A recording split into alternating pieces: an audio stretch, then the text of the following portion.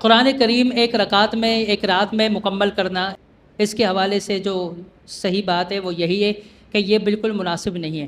رسول اللہ صلی اللہ علیہ وسلم نے عبداللہ بن عمر بن عاص کو کہا 3 دن سے پہلے جس نے قرآن کو مکمل کیا اس نے قرآن کو نہیں سمجھا، ٹھیک ہے؟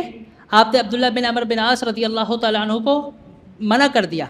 سنن نسائی کے اندر روایت موجود ہے امی جان سے، حضرت عائشہ رضی اللہ عنہا طاہرہ مطہرہ فرماتی ہے کہ آپ صلی اللہ علیہ وسلم کو پوری زندگی میں نے کبھی بھی نہیں دیکھا کہ آپ نے ایک رات کے اندر یا ایک رکعت کے اندر پورا قرآن پڑھا ہو۔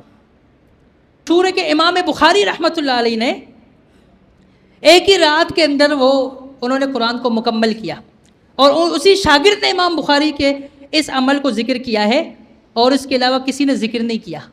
اور اسی طرح جو دوسری مثال دی جاتی ہے نا وہ امام شافعی کی، کہ انہوں نے ایک ہی رکعت میں یا ایک ہی رات میں قرآن کو مکمل کیا۔ اب امام شافعی کا جو مسئلہ ہے اس کے حوالے سے یہ بھی علماء کہتے ہیں کہ یار ممکن ہے کہ یہ حدیث ان کو نہیں پہنچی۔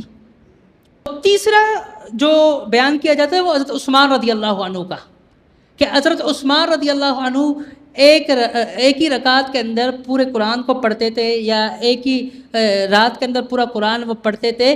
تو حضرت عثمان رضی اللہ تعالیٰ عنہ کہ اس عمل کو جنہوں نے بتایا ہے اس کی بھی علماء نے تخریج کی ہے، تحقیق کی ہے، کہا کہ یہ ضعیف ہے۔